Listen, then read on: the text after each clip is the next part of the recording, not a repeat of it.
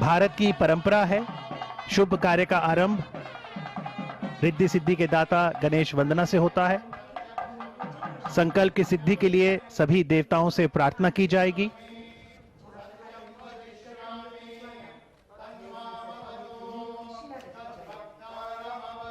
सर्व धर्म प्रार्थना के लिए इस अवसर पर सभी धर्म गुरुओं की गरिमामयी उपस्थिति भी है। महागणपति प्रार्थना पुरस्सरम संसद भवन निर्माणांगत्वेन आधारशिला स्थापन पूजनाख्यम कर्म करिष्ये। मुदैति सर्वं तत्सुप्तस्य तथैवेति दूरंगमं ज्योतिषां ज्योतिरेकं तन्मे मनः शिव संकल्पमस्तु। माननीय प्रधानमंत्री जी के कर कमलों द्वारा नए संसद भवन का शिलान्यास संपन्न हो गया है। अब प्रधानमंत्री जी पट्टिका का अनावरण करेंगे। माननीय प्रधानमंत्री जी पट्टिका का अनावरण करने के लिए जाते हुए और प्रधानमंत्री जी के साथ आदरणीय लोकसभा अध्यक्ष समेत विशिष्ट अतिथिगण भी पट्टिका अनावरण में प्रधानमंत्री जी के साथ।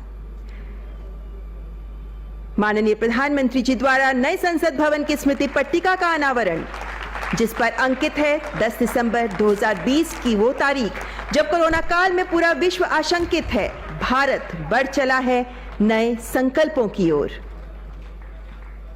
Present before you a short film on the new Parliament building. Bharat दुनिया का सबसे बड़ा लोकतंत्र,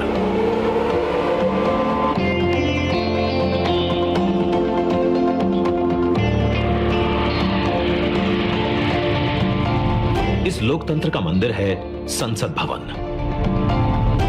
जहां होती है जन जन की आकांक्षाओं पर चर्चा और देश के भविष्य की दिशा तय। मौजूदा संसद भवन को बनाया गया था 100 साल पहले। इन 100 सालों में आवश्यकताओं के अनुरूप इसे कई बार रिपेयर और रेनोवेट किया जा चुका है, पर अब पुरानी संरचना में सीटिंग क्षमता बढ़ाना मुमकिन नहीं और ना ही मुमकिन है इंफ्रास्ट्रक्चर और टेक्नोलॉजी में सुधार कर उसे अपग्रेड करना। इसीलिए आज नया संसद भवन एक विकल्प नहीं बल्कि 21वीं सदी के नए और आत्मनिर्भर भारत के लिए जरूरत बन गया है। एक भारत श्रेष्ठ भारत की भावना को संजोए नया संसद भवन फैला होगा 64,500 वर्ग मीटर के विशाल एरिया में, जिसका निर्माण 21 महीनों यानी कि आजादी की 75वीं सालगिरह तक संपन्न कर लिया जाएगा और इसे खास बनाएगा हमारी सांस्कृतिक विविधताओं से प्रेरित इसका त्रिभुजाकार डिजाइन, जिसे बेहतर स्पेस मैनेजमेंट के लिए भूकंपरोधी सिस्टम के मुताबिक Z और Z+ लेवल की सुरक्षा सुनिश्चित करने, इको फ्रेंडली ग्रीन कंस्ट्रक्शन से बिजली खपत को 30% तक कम करने और अगले 150 से ज्यादा सालों की जरूरतों पर खरा उतरने के लिए बनाया जाएगा। नए संसद भवन की कुल सीटिंग क्षमता पहले के मुकाबले 150% से भी अधिक होगी। मतलब अब लोकसभा कक्ष में 888, राज्यसभा कक्ष में 384, जबकि संयुक्त संसद अधिवेशन में 1272 सांसदों की सीटिंग क्षमता होगी। साथ ही डिजिटल इंटरफेस और आधुनिक सुविधाओं से युक्त होंगे सांसद कार्यालय और लोकसभा और राज्यसभा हॉल होंगे हाई क्वालिटी ऑडियो वीडियो और हर एक डेस्क इलेक्ट्रॉनिक गैजेट से लैस। इसके अलावा यहां पर होगा भारत की भव्य विरासत को दर्शाता संविधान हॉल, पुस्तकालय, समिति कक्ष और भोजन क्षेत्र। मतलब कि नया संसद भवन होगा 130 करोड़ देशवासियों की आशाओं को नई बुलंदियां देने वाला, हमारे देश के मजबूत लोकतंत्र को नए आयाम देने वाला, क्षेत्रीय कला, कौशल और कारीगरी की अद्भुत झलकियों को अपने कण कण में समाने वाला और विशाल स्पेस और चेंबर्स से कहीं बढ़कर हमारे देश के विराट लोकतांत्रिक लक्ष्यों को साकार करने वाला। जैसे औपनिवेशिक काल के पुराने शहीद स्मारक के सामने हमने बनाया है नेशनल वॉर मेमोरियल, ठीक वैसे ही पुराने संसद भवन के सामने आज हम बनाने जा रहे हैं नए और आत्मनिर्भर भारत को समर्पित नया संसद भवन। तो आइए आज इस ऐतिहासिक पल का साक्षी बनते हैं जब प्रधानमंत्री नरेंद्र मोदी करने जा रहे हैं भारत के नए संसद भवन का शिलान्यास। लोकसभा के अध्यक्ष श्रीमान ओम बिरला जी, राज्यसभा के उपसभापति श्रीमान हरिवंश जी,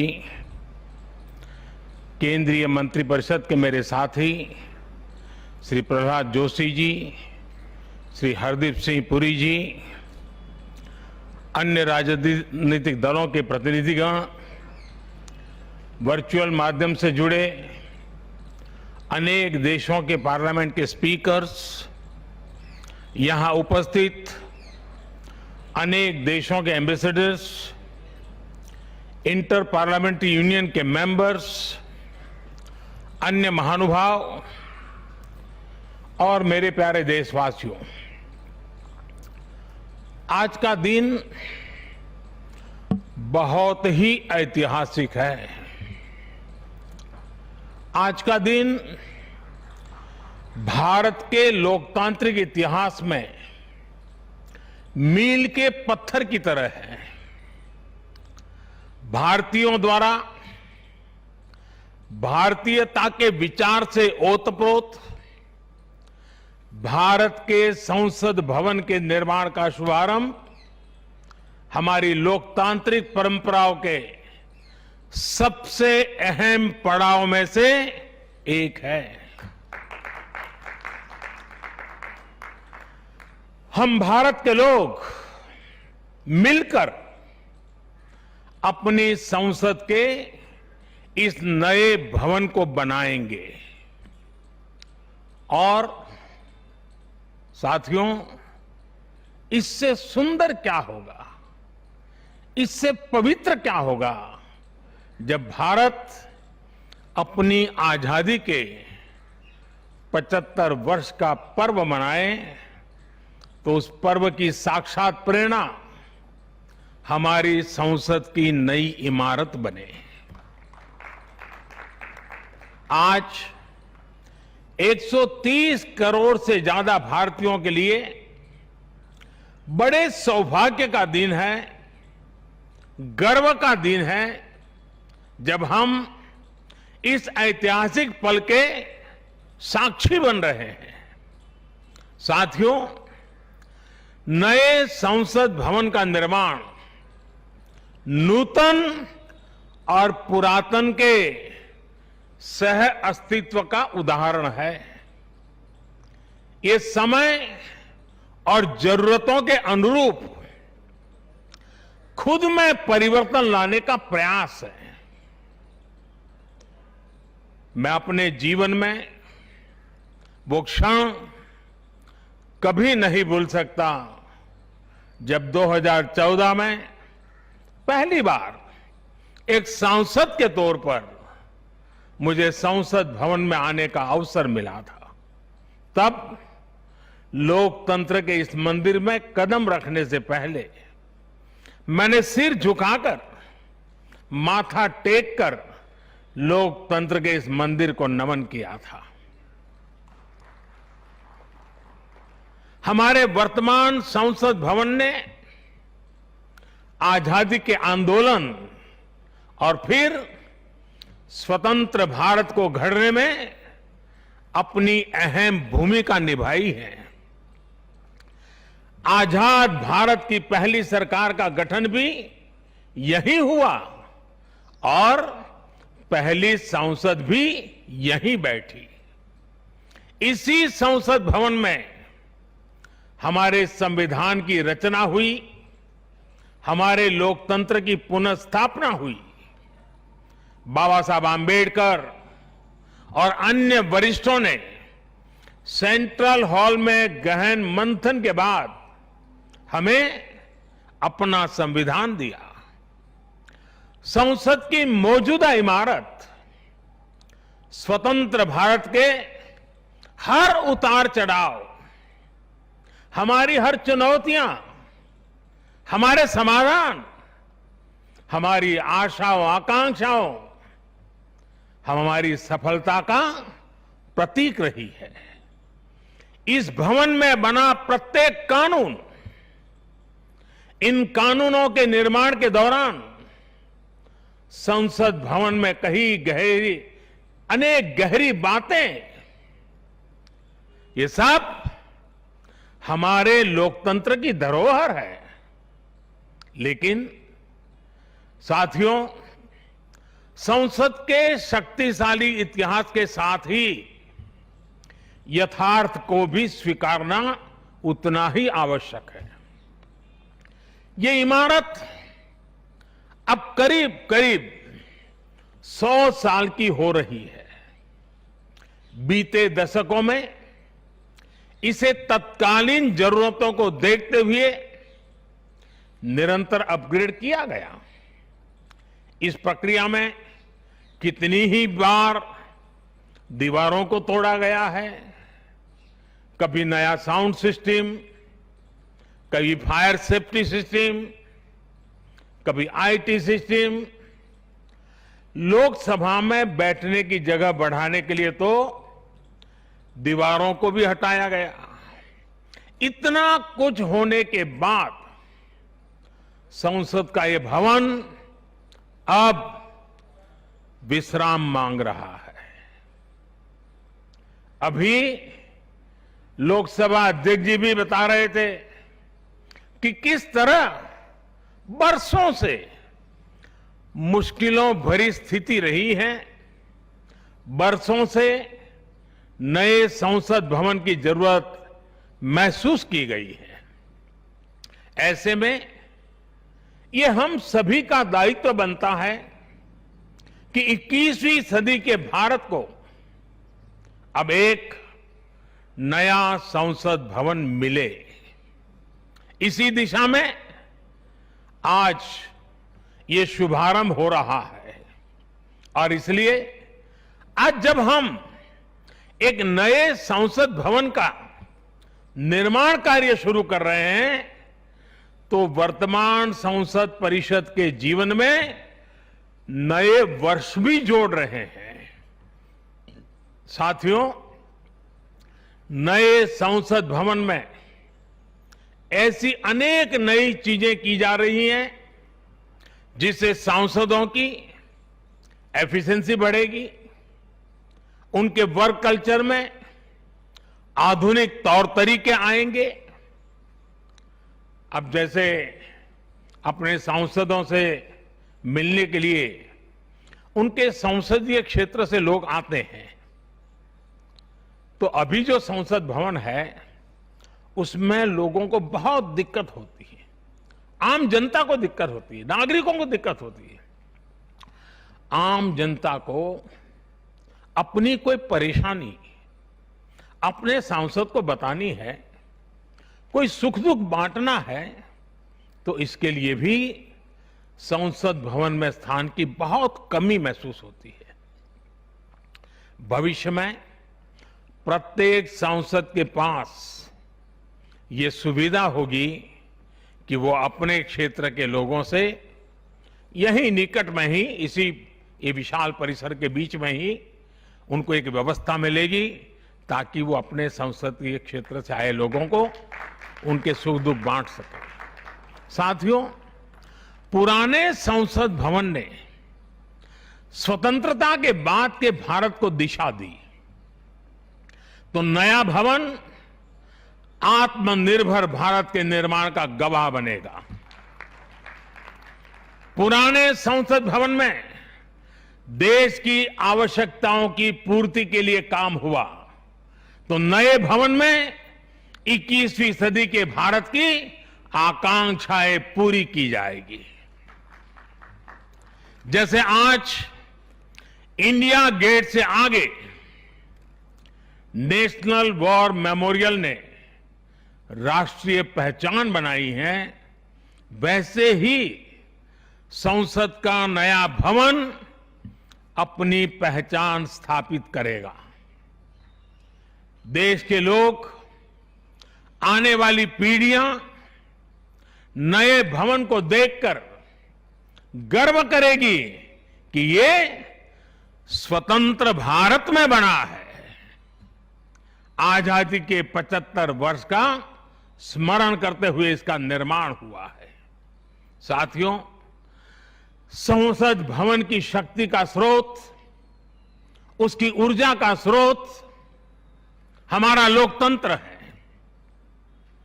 आजादी के समय किस तरह से एक लोकतांत्रिक राष्ट्र के रूप में भारत के अस्तित्व पर संदेह और शंकाएं जताई गई थी, ये इतिहास का हिस्सा है। अशिक्षा, गरीबी, सामाजिक विविधता और अनुभवहीनता जैसे अनेक तर्कों के साथ ये भविष्यवाणी भी कर दी गई थी कि भारत में लोकतंत्र असफल हो जाएगा।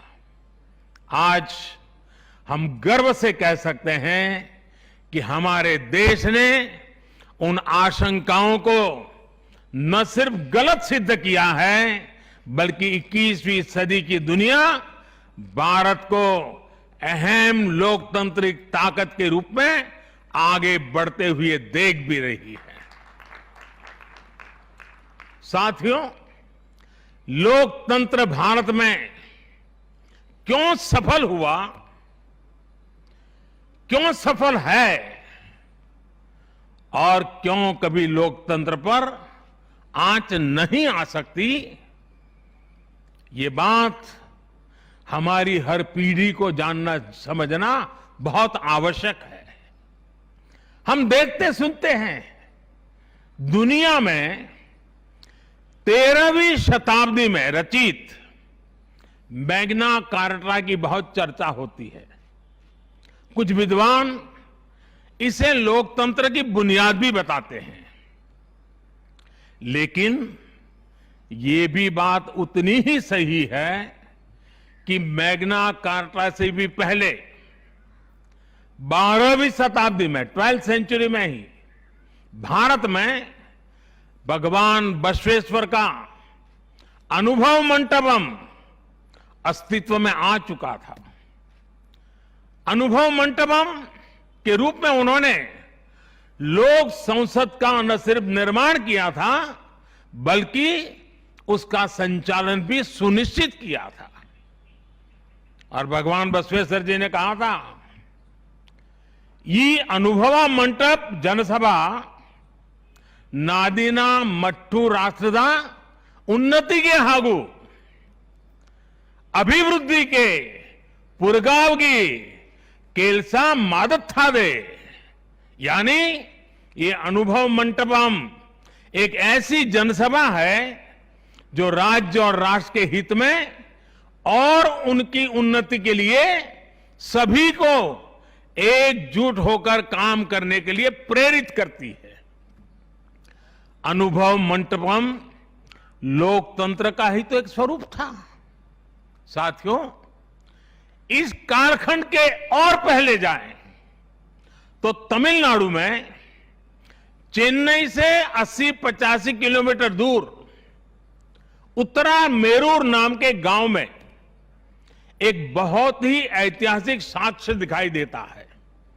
इस गांव में चोल साम्राज्य के दौरान 10वीं शताब्दी में पत्थरों पर तमिल में लिखी गई पंचायत व्यवस्था का वर्णन है, 10th सेंचुरी। और इसमें बताया गया है कि कैसे हर गांव को कुटुंब में कैटेगराइज किया जाता था, जिनको अगर आज की भाषा में कहना है तो हम आज उसको एक वार्ड कह सकते हैं। उन कुटुंबों से एक एक प्रतिनिधि महासभा में भेजा जाता था। और जैसा आज भी होता है, इस गांव में 1000 वर्ष पूर्व जो महासभा लगती थी वो आज भी वहां मौजूद है। और साथियों, 1000 वर्ष पूर्व बनी इस लोकतांत्रिक व्यवस्था में एक और बात बहुत महत्वपूर्ण थी।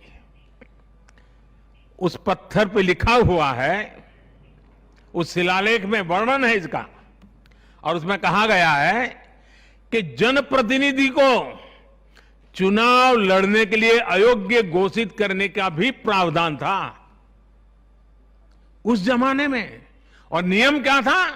नियम यह था कि जो जनप्रतिनिधि अपनी संपत्ति का ब्यौरा नहीं देगा, वो और उसके करीबी रिश्तेदार चुनाव नहीं लड़ पाएंगे।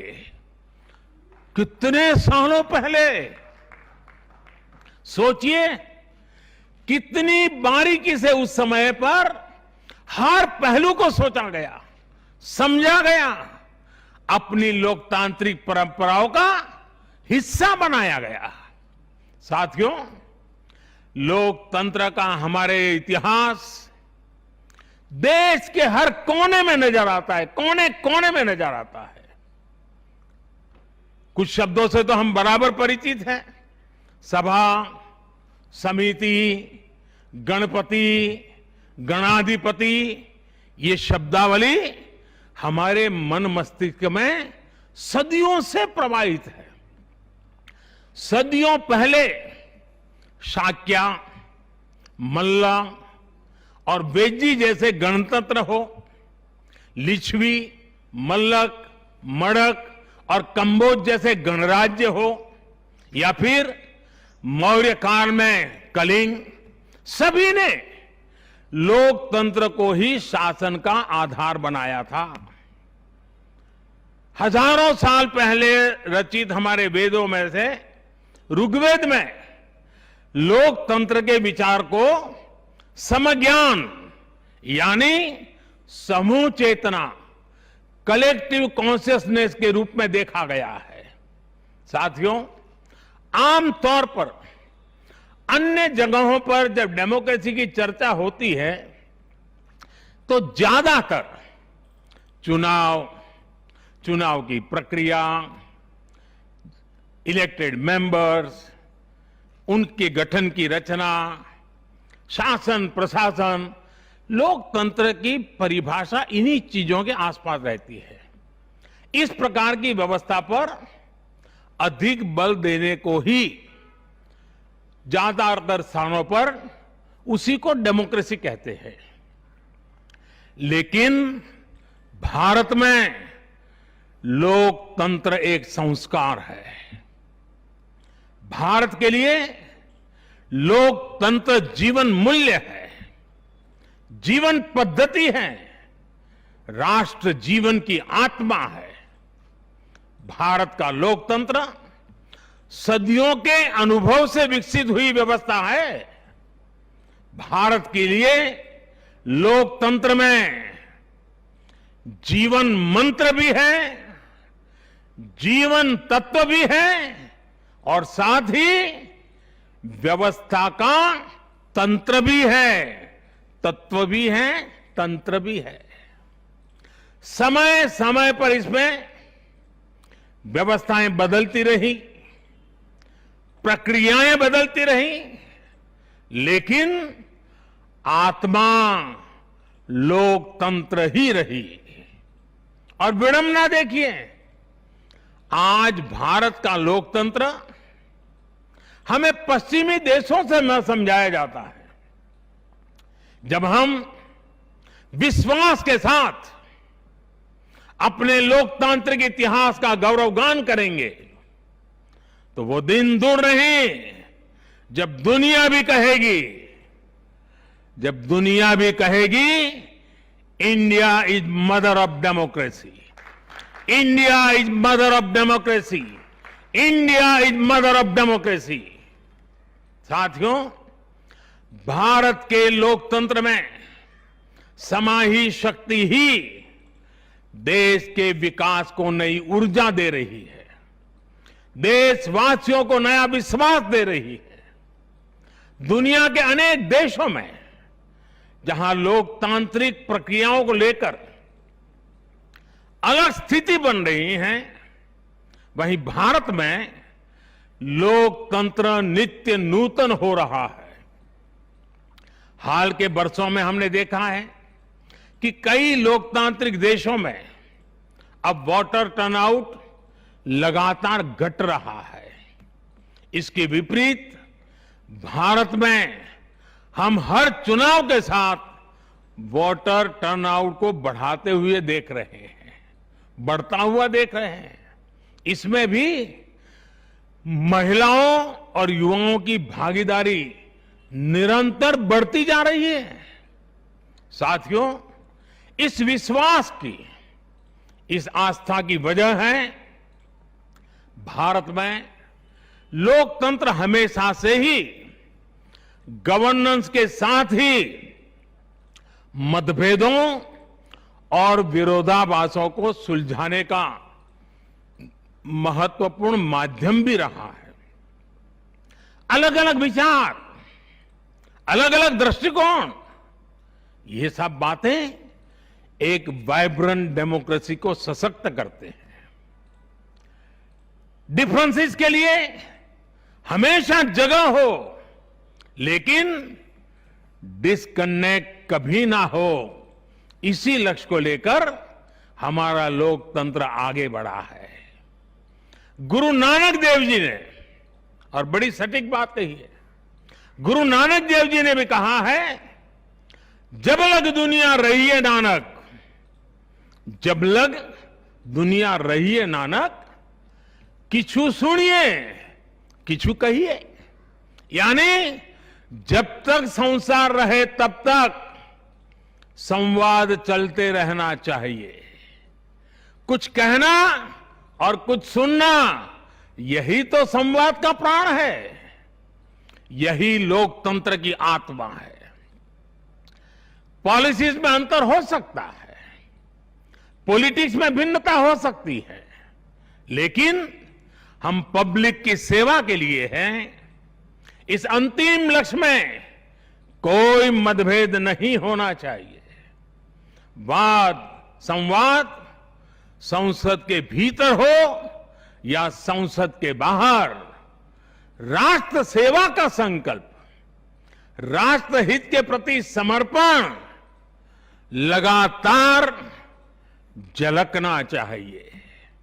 और इसलिए आज जब नए संसद भवन का निर्माण शुरू हो रहा है, तो हमें याद रखना है कि वो लोकतंत्र जो संसद भवन के अस्तित्व का आधार है, उसके प्रति आशावाद को जगाए रखना हम सभी का दायित्व है। हमें हमेशा याद रखना है कि संसद पहुंचा हर प्रतिनिधि जवाबदेह है। ये जवाबदेही जनता के प्रति भी है और संविधान के प्रति भी है। हमारा हर फैसला राष्ट्र प्रथम, नेशन फर्स्ट, इसकी भावना से ही होना चाहिए। हमारे हर फैसले में राष्ट्र हित सर्वोपरि रहना चाहिए। राष्ट्रीय संकल्पों की सिद्धि के लिए हम एक स्वर में, एक आवाज में खड़े हो, ये बहुत जरूरी है। साथियों, हमारे यहां जब मंदिर के भवन का निर्माण होता है, तो शुरू में उसका आधार सिर्फ ईंट पत्थर ही होता है। कारीगर, शिल्पकार सभी के परिश्रम से मंदिर के भवन का निर्माण पूरा होता है। लेकिन वो भवन एक मंदिर तब बनता है, उसमें पूर्णता तब आती है जब उसमें प्राण प्रतिष्ठा होती है। प्राण प्रतिष्ठा होने तक वो सिर्फ एक इमारत ही रहता है। साथियों, नया संसद भवन भी बनकर तो तैयार हो जाएगा, लेकिन वो तब तक एक इमारत ही रहेगा जब तक उसकी प्राण प्रतिष्ठा नहीं होगी। लेकिन ये प्राण प्रतिष्ठा किसी एक मूर्ति की नहीं होगी। लोकतंत्र के इस मंदिर में इसका कोई विधा विधान भी नहीं है। विधि विधान भी नहीं है। इस मंदिर की प्राण प्रतिष्ठा करेंगे, इसमें चुनकर आने वाले जनप्रतिनिधि, उनका समर्पण, उनका सेवा भाव इस मंदिर की प्राण प्रतिष्ठा करेगा। उनका आचार, विचार, व्यवहार इस लोकतंत्र के मंदिर की प्राण प्रतिष्ठा करेगा। भारत की एकता, अखंडता को लेकर किए गए उनके प्रयास इस मंदिर की प्राण प्रतिष्ठा की ऊर्जा बनेंगे। जब एक एक जनप्रतिनिधि अपना ज्ञान, अपना कौशल्य, अपनी बुद्धि, अपनी शिक्षा, अपना अनुभव पूर्ण रूप से यहां निचोड़ देगा, राष्ट्रहित में निचोड़ देगा, उसी का अभिषेक करेगा, तब इस नए संसद भवन की प्राण प्रतिष्ठा होगी। यहां राज्यसभा काउंसिल सब स्टेट्स है, एक ऐसी व्यवस्था है जो भारत के फेडरल स्ट्रक्चर को बल देती है। राष्ट्र के विकास के लिए राज्य का विकास, राष्ट्र के विकास के लिए राज्य का विकास, राष्ट्र की मजबूती के लिए राज्य की मजबूती, राष्ट्र के कल्याण के लिए राज्य का कल्याण, इस मूलभूत सिद्धांत के साथ काम करने का हमें प्रण लेना है। पीढ़ी दर पीढ़ी आने वाले कल में जो जनप्रतिनिधि यहां आएंगे, उनके शपथ लेने के साथ ही प्राण प्रतिष्ठा के इस महायज्ञ में उनका योगदान शुरू हो जाएगा। इसका लाभ देश के कोटि कोटि जनों को होगा। संसद की नई इमारत एक ऐसी तपोस्थली बनेगी जो देशवासियों के जीवन में खुशहाली लाने के लिए काम करेगी, जन कल्याण का काम करेगी। साथियों, 21वीं सदी भारत की सदी हो, यह हमारे देश के महापुरुषों और महान नारियों का सपना रहा है। लंबे समय से इसकी चर्चा हम सुनते आ रहे हैं। 21वीं सदी भारत की सदी तब बनेगी जब भारत का एक एक नागरिक अपने भारत को सर्वश्रेष्ठ बनाने के लिए अपना योगदान देगा। बदलते हुए विश्व में भारत के लिए अवसर बढ़ रहे हैं। कभी कभी तो लगता है जैसे अवसर की बाढ़ आ रही है। इस अवसर का हमें किसी भी हालत में, किसी भी सूरत में इन अवसरों को हमें हाथ से निकलने नहीं देना है। पिछली शताब्दी के अनुभवों ने हमें बहुत कुछ सिखाया है। उन अनुभवों से सीखे और उन अनुभवों की सीख हमें बार बार याद दिला रही है कि अब समय नहीं गंवाना है, समय को साधना है। साथियों, एक बहुत पुरानी और महत्वपूर्ण बात मैं आज जिक्र करना चाहता हूं। वर्ष 1897 में स्वामी विवेकानंद जी ने देश की जनता के सामने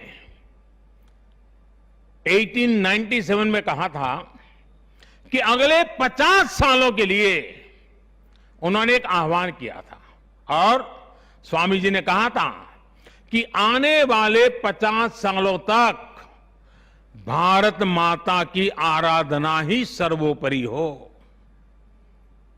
देशवासियों के लिए उनका यही एक काम, भारत माता की आराधना। और हमने देखा उस महापुरुष की वाणी की ताकत। इसके ठीक 50 वर्ष बाद 1947 में भारत को आजादी मिल गई थी। आज जब संसद के नए भवन का शिलान्यास हो रहा है तो देश को एक नए संकल्प का भी शिलान्यास करना है। हर नागरिक को नए संकल्प का शिलान्यास करना है। स्वामी विवेकानंद जी ने उनके उस आह्वान को याद करते हुए हम सबको ये संकल्प लेना है। ये संकल्प हो इंडिया फर्स्ट का, भारत सर्वोपरि। हम सिर्फ और सिर्फ भारत की उन्नति, भारत के विकास को ही अपनी आराधना बना ले।